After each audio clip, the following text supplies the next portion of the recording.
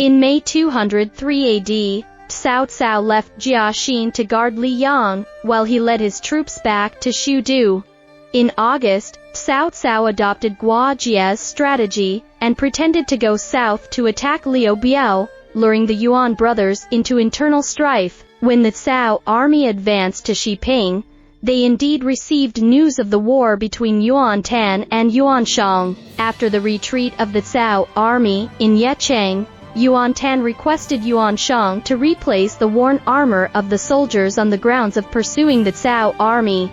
Yuan Shang was afraid that his brother would take the opportunity to rebel, so he did not agree to pursue, let alone replace his armor. At this moment, Guo Tu and Xinping were also stirring up trouble on the side of Yuan Tan.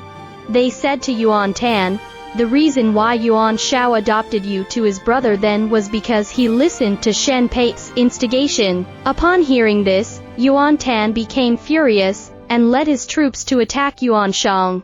The two armies engaged in a fierce battle, outside the gates of the city of Yecheng. Yuan Tan had few soldiers, and was quickly defeated, fleeing hastily to Nanpi. Yuan Tan was originally very influential in Qingzhou, but this series of defeats seriously affected his reputation. Seeing Yuan Tan gradually losing ground in the struggle with Yuan Shang, people in various parts of Qingzhou were in panic. Yuan Tan's general Liu Xun rebelled in Ta Yin first, and various counties in Qingzhou responded one after another. Only Guantong, the governor of Donglai, abandoned his wife and children and rushed to support Yuan Tan. Wang Xiu, the deputy governor of Qingzhou, advised Yuan Tan not to listen to slander and to decisively execute villains like Guo Tu, and repair his brotherly relationship with Yuan Shang. But Yuan Tan didn't listen, and Liu Biao, the governor of Jingzhou, didn't want to see the Yuan group being collapsed so quickly, letting Cao Cao do not need to worry about the rear. So he wrote letters to Yuan Tan and Yuan Shang respectively, urging them not to expand in a hurry, as long as their brothers worked together and managed their existing territory well. Cao Cao would not have the opportunity to annex the north of the Yellow River, but both of them ignored Liu Biao's advice, and soon Yuan Shang launched a massive attack on Nanpi. Yuan Tan was once again defeated, and could only flee to Ping Yuan. Yuan Shang led his troops to pursue and besieged the city heavily. When he was at a loss, Yuan Tan had to send Xinping's brother, Xinpi, as an envoy to seek help from Cao Cao. But to his surprise, Xinpi had already seen through these two immature brothers. He said to Cao Cao, "Yuan Tan and Yuan Shang fought each other for years, causing great suffering for the people. They were also hit by natural disasters and famines, leaving the national treasury empty. Not to mention the shortage of military provisions, even the soldiers' armor was covered with lice. Can such a force have combat effectiveness? If you seize the opportunity to attack Yecheng, and Yuan Shang does not return to rescue, Yecheng will be captured. If Yuan Shang returns, Yuan Tan will pursue his rear path. In this way, with your reputation, the land on the north of the Yellow River will be conquered easily." Cao Cao was overjoyed and immediately turned north, stationed his troops in Liyang again in October of the same year.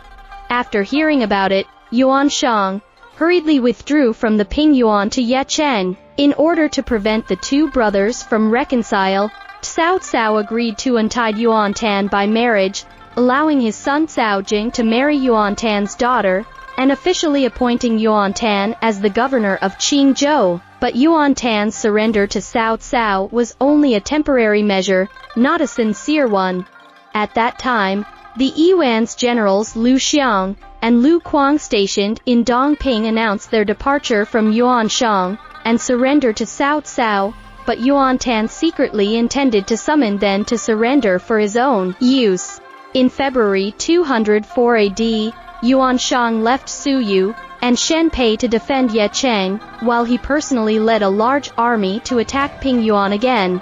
Yuan Shang's intelligence was really alarming. With the current pressure of the Cao army, Yecheng was in danger, as the Lord of North Yuan Shang did not try to resolve conflicts with Yuan Tan, but instead united all forces that could be united to resist foreign enemies. Instead, he had to take some time out of his busy schedule to attack Yuan Tan again.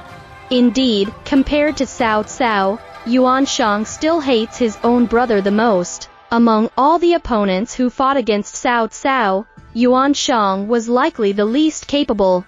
I even suspect that after unifying the north, Cao Cao, who used to be a god of war, suffered consecutive defeats in battles with Sun Quan and Liu Bei. This may also be related to the decline in combat effectiveness caused by excessive fighting against weaker individuals like Yuan Shang. After Yuan Shang left, the defender of Yecheng, Su Yu, planned to surrender with the city, but due to the leakage of the plan, he had to escape outside the city and defect to Cao Cao along. In April of the same year, the Cao army advanced to Yecheng.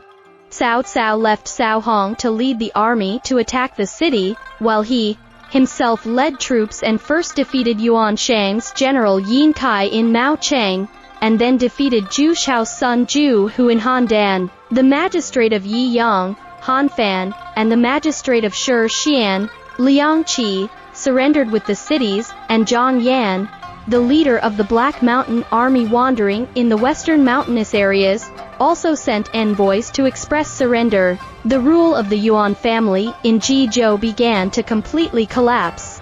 Yuan Shao has a sincere personality, lenient policies, dislikes harsh punishment and laws, and treats his subordinates with kindness and tolerance. Therefore, under his rule, not only did the people live a prosperous life, but most of the scholars and officials in Jizhou also had considerable wealth. Yuan Shao's easy governance philosophy is not conducive to military governance and warfare, but it is very popular.